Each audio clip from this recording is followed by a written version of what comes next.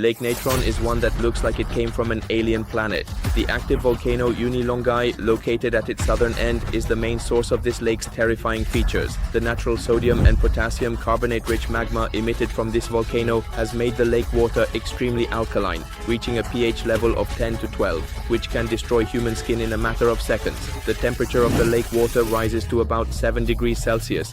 That can melt body tissues. Lake Natron in Tanzania, East Africa, is visually stunning but dangerous. The Oldonyo Lengai volcano at its southern end emits magma rich in sodium and potassium carbonate, making the lake's water extremely alkaline and hazardous. With a pH level between 10 and 12, enough to destroy human skin, the hot water can reach about 7 degrees Celsius and releases toxic gases. The water doesn't flow out, it only evaporates, increasing salt concentration and danger. Falling in means racing against time. Keep afloat. The salty water is buoyant but hot and alkaline, burning skin. If there are floating objects nearby, like wood or debris, the pH level of this lake can reach between 10 and 12, which is enough to destroy human skin. The temperature of the hot water can rise to about 7 degrees Celsius. It also releases toxic gases that can cause severe damage if inhaled. Moreover, the water in this lake does not flow anywhere, it only evaporates. As a result, the salt concentration continues to increase, making it even more harmful, and anyone who falls into its water has no chance of survival. But what will you do if you fall into this lake?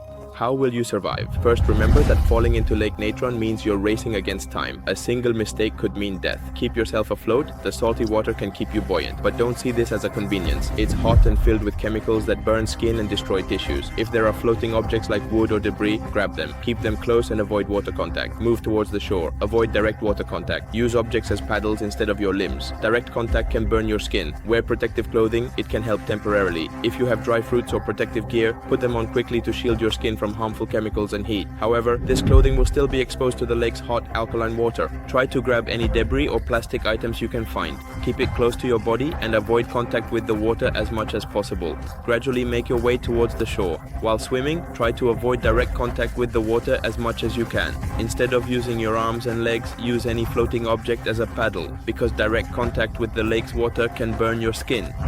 Protective clothing. Wearing protective gear can be very effective in survival situations. It can protect you for a little while, but this isn't a permanent solution. So if you have any dry fruits or any kind of protective clothing, put them on quickly. This will help shield your skin from the harmful chemicals and heat of the water. However, this clothing will still be exposed to the lake's hot and alkaline chemicals. You won't be able to last long. Also, try to understand the limitations of your clothing protection, because salty water will gradually start to damage the fibers of your clothes, and through that, your skin will begin to burn. So try to reach the shore as quickly as possible. Follow the right swimming techniques. Remember, using the conventional technique of swimming in lanes will put you in more danger. You need to apply new swimming techniques here, so keep your head above water. The lake's water is extremely harmful and hot. If even a single drop of water gets into your eyes, nose, ears, or mouth, it will trigger an immediate reaction. It can damage your airways and may cause permanent blindness. Increase your chances of survival through teamwork. If you stick together as a team, your chances of survival will greatly increase. Also, help the injured. For example, in 2007, during a film crew helicopter crash, one cameraman and one producer were seriously injured. The team worked together to help them and tried to reach the shore as quickly as possible. And only because of this can they survive this terrible leg. With the help of the locals, after finally reaching the shore, the villagers rushed to the local Maasai village for help.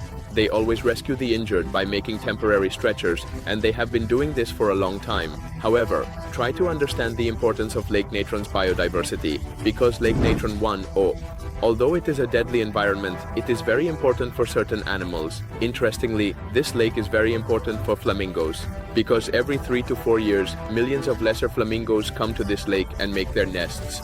These birds survive by eating the lake's salty algae and are safe from predators. To be honest, it shows how nature can endure even in the toughest conditions, like this extreme environment. Yes, it teaches us that nature has the most terrifying environments, beauty, and the strength to survive. It's not just a toxic lake, it's a rare aspect of our nature.